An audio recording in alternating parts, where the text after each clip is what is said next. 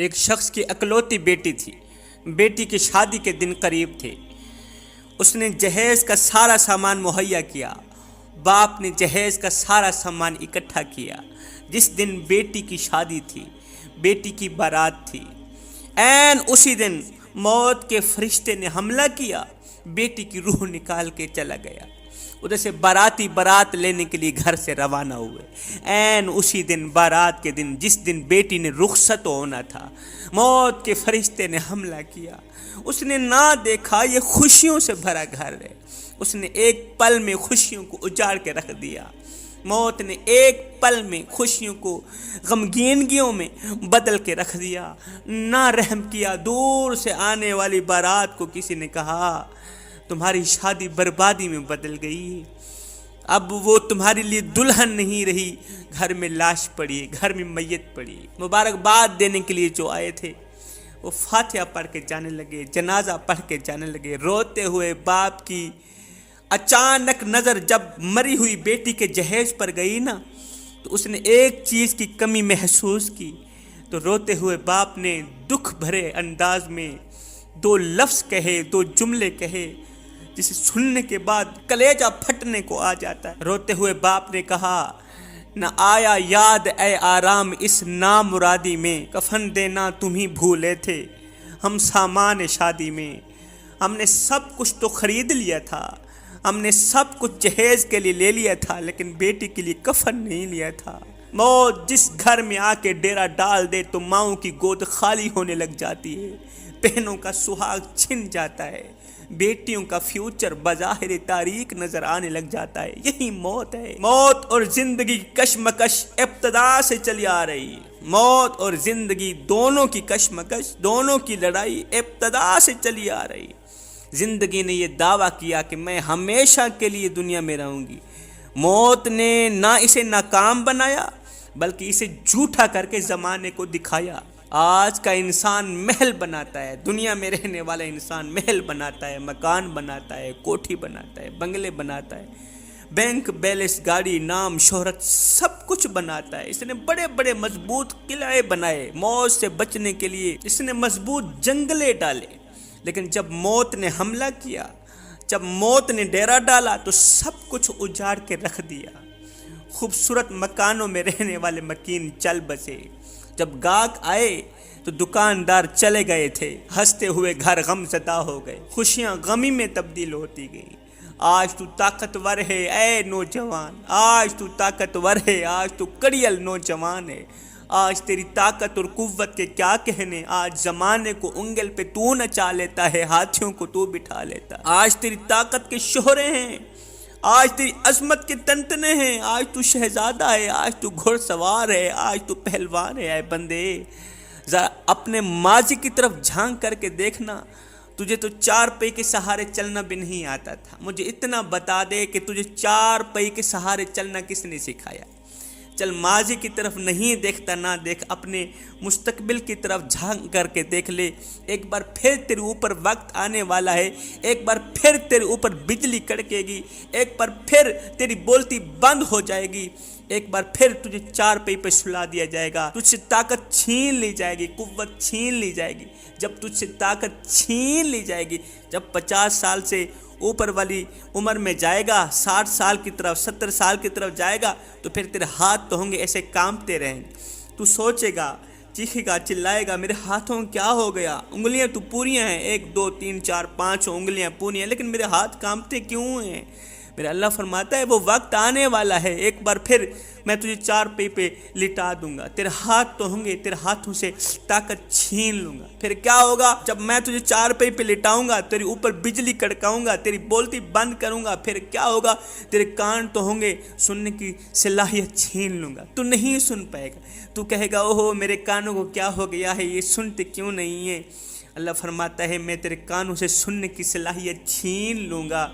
تیرے گھر والے کہیں گے بابے کو کیا ہو گیا، یہ بڈھا تو سنتا بھی نہیں۔ تیری آنکھیں تو ہوں گی مگر میں دیکھنے کی صلاحیت چھین لوں گا، دیکھنے کی قوت چھین لوں گا، میں تجھ سے سب کچھ چھین لوں گا۔ ایک بار پھر چار پئی پہ لٹا دوں گا۔ تو فالح زدہ ہو کر چار پئی پہ لیٹ گیا۔ گھر والے 4 دن تو بڑی خدمت میں لگے رہے، پھر گھر والوں نے اپنے کام بھی تو کرنے تھے، پھر آہستہ آہستہ تجھے اگنور کرنا شروع کر دیا، یہ تو بھی جاننے لگا کہ گھر والے مجھے اگنور کرنے لگ گئے، دور ہونے لگ گئے۔ پھر کچھ دن بعد تجھے کھانسی بھی کچھ اس طرح کی خوفناک لگی، اس طرح کی خوفناک لگی کہ تیرے گھر والوں نے تیری چارپائی کو اندر سے اٹھا کر باہر برآمدے میں رکھ دیا، پھر کچھ دن بعد برآمدے سے اٹھا کر حویلی میں رکھ دیا کہ بڈھا کھانستا ہے جراثیمیں پھیلتی، بڈھا کھانستا ہے کرونا پھیلتا ہے، ہم نے اس کھانسی سے بچنا ہے۔ بیٹا پہلے تو خود کھانا دینے کے لیے آتا تھا، بیٹا پہلے تو خود روٹی دینے کے لیے آتا تھا، لیکن اس نے اب ملازم کی ڈیوٹی لگا دی، وہ ملازم جو جانوروں کی دیکھ بھال کرتا ہے، جانوروں کا گوبر اکٹھا کرتا ہے، جانوروں کی دیکھ بھال کرتا ہے، جانوروں کو چارہ ڈالتا ہے، اب وہی ملازم تجھے روٹی دینے لگا، تجھے کھانا دینے لگا۔ بیٹا شام کو محنت مزدوری کر کے آتا ہے، 1 منٹ کے لیے تیرے پاس رکتا ہے، پھر اس نے اپنے بچوں میں تو جانا ہوتا ہے، وہ اپنی فیملی میں چلا جاتا ہے، بیوی بچوں میں چلا جاتا ہے، تو اس کی شکل دیکھنے کو ترستا رہتا ہے۔ آج تیری زندگی اجیرن بن گئی، آج تو زندگی سے تنگ آ گئی، جب تو نے دیکھا کہ میرے اپنے پرائے ہو گئے، جن کو میں نے حلال و حرام کی تمیز کیے بغیر پالا، اپنے منہ سے نوالا نکال کر ان کے منہ میں ڈالا، اپنی رگوں سے خون نکالتا رہا، ان کی رگوں میں ڈالتا رہا، آج وہ میرے ساتھ ایک پل کے لیے بیٹھنا گوارا نہیں کرتے، انہوں نے مجھے ٹھکرا دیا۔ جب تو اپنی زندگی سے تنگ آیا، جب تیری زندگی اجیرن بنی، پھر تو نے کہا ڈاکٹر لگا مجھے زہر کا ٹیکہ کہ اللہ مجھے موت ہی دے دے۔ اب میرا اللہ فرماتا ہے اے میرے بندے، اس وقت اگر میں تجھے موت بھی نہ دیتا تو کہاں جاتا؟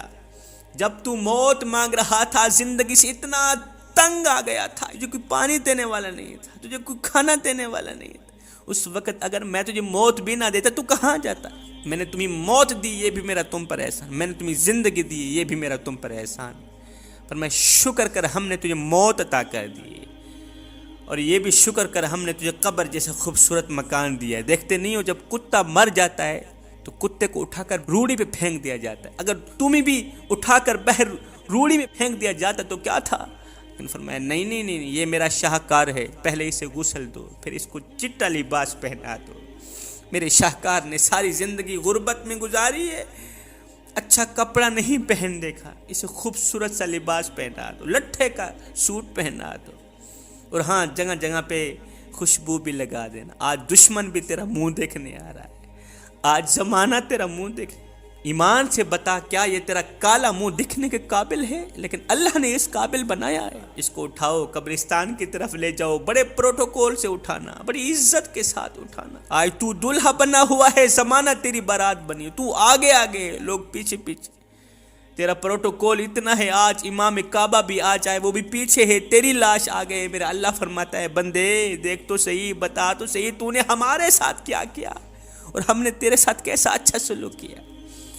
تو نے ہمارے ساتھ جو کچھ بھی کیا، ہم نے دنیا والوں کے سامنے تجھے ذلیل تو نہیں کیا، ہم نے تجھے رسوا تو نہیں ہونے دیا۔ حضرت بہلول مجذوب خلیفہ ہارون الرشید کے پاس گیا نا، تو خلیفہ ہارون الرشید نے ایک چھڑی اٹھائی، یہ کہتے ہوئے دی کہ بہلول جو بھی تم سے زیادہ بے وقوف تمہیں نظر آئے نا، یہ چھڑی اسی کو دے دینا، جو بھی تم سے زیادہ بے وقوف تمہیں نظر آئے یہ چھڑی اسی کو دے دینا۔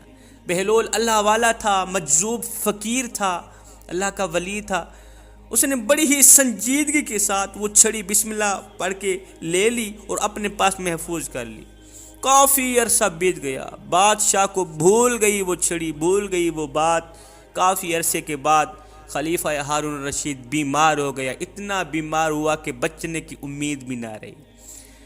اب حضرت بہلول دانا، اللہ کا ولی فقیر، خلیفہ ہارون الرشید کی تعزیت کے لیے اس کے پاس گیا، پوچھا خلیفہ بتا کیا حال ہے؟ کہا کوئی حال نہیں، موت کا وقت آ گیا ہے، آخرت کے لیے کچھ بھی اکٹھا نہیں کیا، ساری زندگی آوارگی میں گزار دی، اللہ کی نافرمانی میں گزار دی، اللہ کو راضی نہ کر سکا، سوچ رہا ہوں مرنے کے بعد قبر میں مال کو کیا منہ دکھاؤں گا، اللہ نے حضرت انسان بنا کر مجھے دنیا میں بھیجا تھا، میں تو کیڑوں سے بھی بدتر نکلا، سوچ رہا ہوں مرنے کے بعد اللہ کو کیا منہ دکھاؤں گا، میں نے کچھ بھی اکٹھا نہیں کیا۔ کہا اچھا تو نے کچھ بھی اکٹھا نہیں کیا؟ کچھ بھی اکٹھا نہیں کیا، حفاظتی اقدامات بالکل بھی نہیں کیے؟ کہا بالکل بھی نہیں کی۔ اب بہلول دانا نے کیا کیا؟ وہی چھڑی نکالی، خلیفہ ہارون رشید کو دے دی، کہا خلیفہ یہ ہے آپ کی امانت، اس لیے کہ مجھے آپ کے سوا کوئی انسان اپنے سے زیادہ بے وقوف نہیں مل سکا، آپ کے سوا کوئی بھی انسان، اونلی آپ کے سوا، آپ ہی مجھے دنیا کے سب سے بڑے بے وقوف ترین انسان لگتے ہیں۔ دنیا میں آپ جہاں جاتے تھے حفاظتی دستے، حفاظتی اقدامات پہلے ہی کر لیے جاتے تھے، لیکن قبر کی تیاری تو نے کچھ بھی نہیں کی، قبر کے لیے کچھ بھی اکٹھا نہیں کیا، حفاظتی اقدامات نہیں کیے، اللہ کو راضی نہ کر سکا، افسوس تیری زندگی پہ۔ یہ کہتا ہوا بہلول اٹھ کے چلا گیا۔ صاحب آج ہماری آنکھیں کھلی ہیں، ہماری سانسیں چل رہی ہیں، ان لوگوں سے جا کے پوچھو جو کہتے تھے کل اٹھ کے توبہ کریں گے، لیکن کل ان کے نصیب میں نہیں تھی، صبح ان کے نصیب میں نہیں تھی، وہ بغیر توبہ کیے مر گئے، آج جہنم میں چل رہے ہیں۔ وہ وقت دور نہیں، وہ وقت آنے والا ہے۔ میں دعا کرتا ہوں مالک ہمیں جلد از جلد توبہ کرنے کی توفیق عطا فرما، موت سے پہلے، مرنے سے پہلے توبہ کرنے کی، اور قبر کے لیے کچھ اکٹھا کرنے کی توفیق عطا فرما۔